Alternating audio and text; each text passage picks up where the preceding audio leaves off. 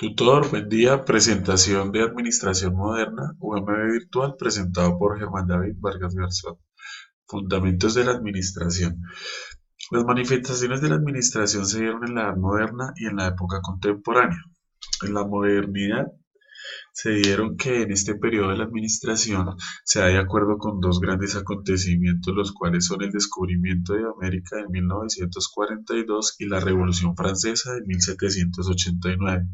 Tenemos tres aspectos que son: es caracterizado por ser una etapa de grandes cambios, revoluciones y cambios en la mente occidental, y estos cambios son de aspectos económicos, científicos, sociales y religiosos, y que a partir de ellos dieron origen al sistema capitalista.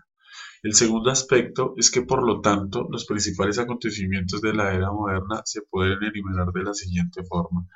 Fueron las primeras grandes exploraciones, sucedió el Renacimiento, la reforma religiosa, el absolutismo, la Ilustración, la llegada de Cristóbal Colón a América y una Revolución Francesa.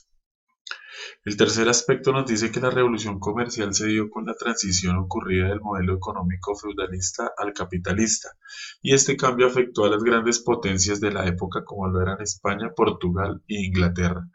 Uno de los primeros grandes cambios ocurridos en este movimiento fue el inicio de la aplicación de monedas para la compra y venta de mercancías, y este movimiento se dio por las crisis económicas que en el mundo comenzó a pasar por las fallas del feudalismo. Por otra parte, Europa llegó al fin de la Guerra de los 100 años, lo que dejó a muchos países ganadores y perdedores, en situaciones muy complicadas respecto a los productos para mantener sus poblaciones. Devastados por la guerra, que consumió casi todos los recursos de la mayoría europea, el comercio y la población estaban sin un futuro determinado. En la Edad Contemporánea o Moderna es el periodo histórico que comienza en el año de 1789 con la Revolución Francesa y continúa hasta el presente. Durante este periodo histórico se consolidó el sistema capitalista y tuvieron lugar las dos grandes guerras mundiales. También es importante señalar el avance o aporte de la corriente de pensadores filosóficos de la Ilustración que pronto generaron un cambio radical de pensamiento, representando a la clase burguesa que comenzaba a tener mayor poder y participación, y así poco a poco desterró al viejo régimen feudal que tuvo su crisis en el siglo XVII y dio lugar al régimen capitalista. Tenemos que tuvo etapas, descubrimientos científicos, medios masivos de comunicación, enfermedades, el lugar que se le dio a la Iglesia, la Revolución Rusa y el comunismo, la Gran Depresión económica, las guerras, crecimiento intelectual y creación de organizaciones internacionales. Tenemos una administración moderna que nos señala que en esta etapa del nuevo conocimiento, la administración se caracterizaba porque, de acuerdo con la conquista y las colonizaciones de nuevos mundos, surgieron cambios en hábitos y costumbres, originando nuevas actitudes políticas de los gobiernos, y estas a su vez influyeron en la organización de los estados. Es por esto y otras cosas más que podemos llegar a tener claro que, de acuerdo con las consecuencias de todos estos cambios, sucede una transformación de la vida económica y se abre el paso al mercantilismo, el cual es un sistema económico que se basa en el desarrollo del comercio y la exportación. Sus doctrinas fueron desarrolladas entre los siglos XVI y XVIII en Europa. Para el establecimiento del mercantilismo se requería de un Estado fuerte que pudiera tomar las medidas necesarias para regular la economía. Se consideraba que la prosperidad de cada nación estaba vinculada por el capital acumulado por ésta, que a su vez estaba representado por la acumulación de metales preciosos en poder del Estado.